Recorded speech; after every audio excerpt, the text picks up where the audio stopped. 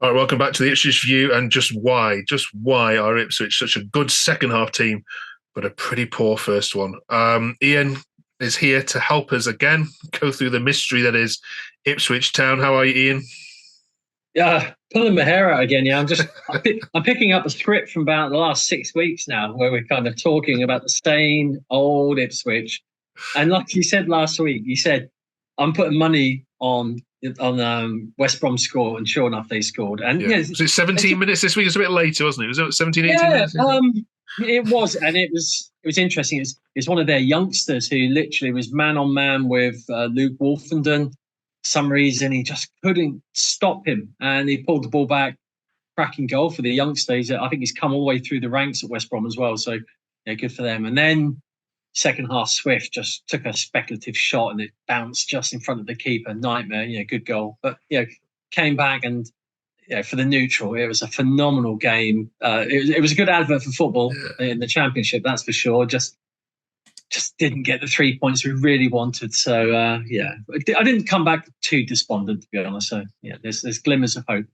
Yeah, and Amari Hutchinson's, equaliser, when it went in, did you feel that was a deserved point, or did you feel it was a bit of a smash and grab on the balance of play? No, I definitely felt it was a deserved point. I said to myself, if we don't win today, when we were 2-1 down, I said, that's it now. It's a three horse race for the top. But when we got that equaliser, that's kind of a little bit of light came shining through, and it wasn't far off actually getting a winner. If we'd have got a winner, that would have been a smash and grab, I believe, because I do think a draw on balance was probably a fair result. Even though when you look at the stats in isolation, it looks like Ipswich really controlled the game, but that's probably not a true story.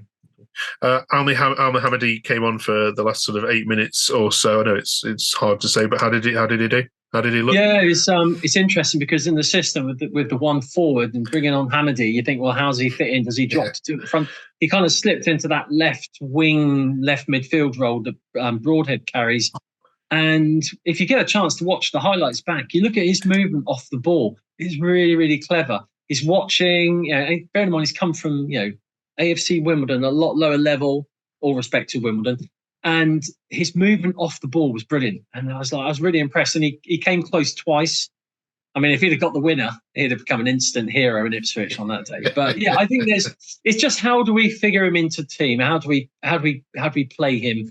Does he change the shape when he brings him on, or does he do what he's doing with so many other players and cycle them through this attacking midfield that we have across the left wing, right wing, attacking midfielder / number 10? I'm not sure how we get the players we want on the pitch at the same time. Okay. I can't ask you for another week what happens with these slow starts because you can't put your finger on it, but he's going to have to do something, isn't he? Because there is a real.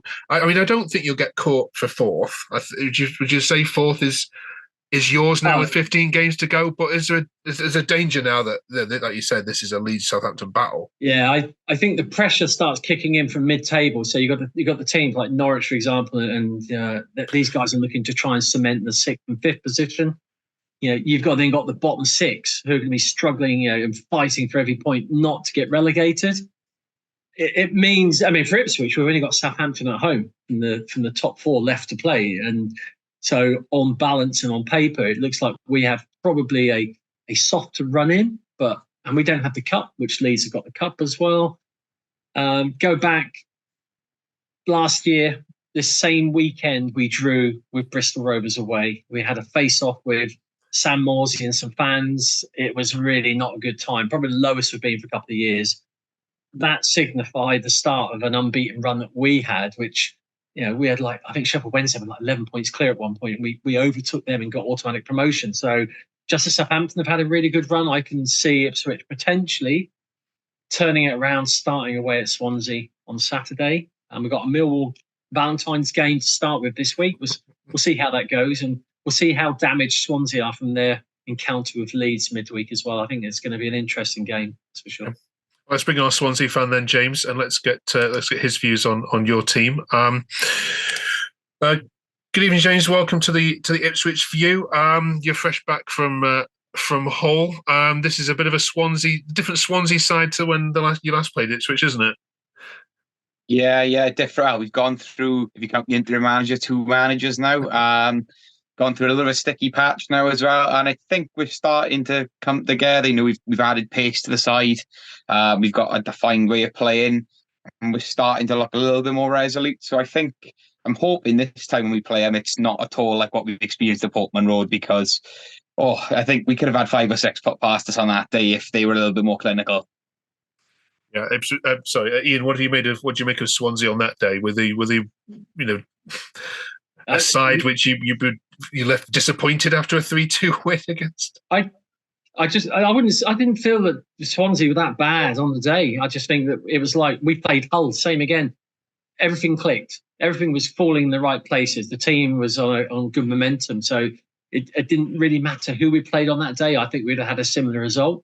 It was just unfortunate for Swansea. They were getting the brunt of it. And I did say at the time that they hadn't replaced some of the players from last season in the summer window. That has now been addressed. I think Swansea would be a much stronger team in Wales as well. So, yeah. Right. Let's get some score predictions then, shall we, if that's okay then. James, you're going to be heading up first because you're at home. What do you make of your team then? Chances against high flying Ipswich? I think, given you said that they've got a bit of a slow start in them, and the fact we've got pace to burn on the wings, I'm going to go for 1-0 home win. I think we probably going to really look to back it up what we did at Hull away. Again, I think I can just see us now probably starting to try and put a bit of a run together. So we're starting to look a little bit stronger. And I think from what you were just saying there, if they've got notoriously slow starts, we've seen it with Hull on the weekend. We're quick to pounce now, especially with that pace. And we've got perhaps our best finisher who's come back at the starting 11 as well. Okay, there's lots of Ipswich fans laughing at you now. Really, you realise that? Listening to that comment. But yeah, Swansea to go 1-0 up in 10 minutes. I'll take that. Iain. Yeah, well, I said we're coming with the Welsh front line, Broadhead, Burns, and Moore. I think Kiefer Moore's going to get absolutely bags of stick all 90 minutes. Bearing he's played to Cardiff. I think, we're going to see. I think Head says 2-2. I've got to go for a 2-1 away win, and we need to get a win. And I'd love to see Kiefer get that winner. He's like a tower of strength, and it's going to be interesting. No. Yeah, it's going to happen.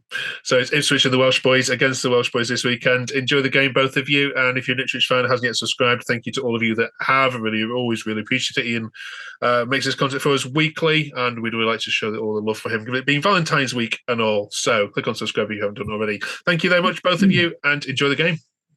Cheers, Mark. Thank you.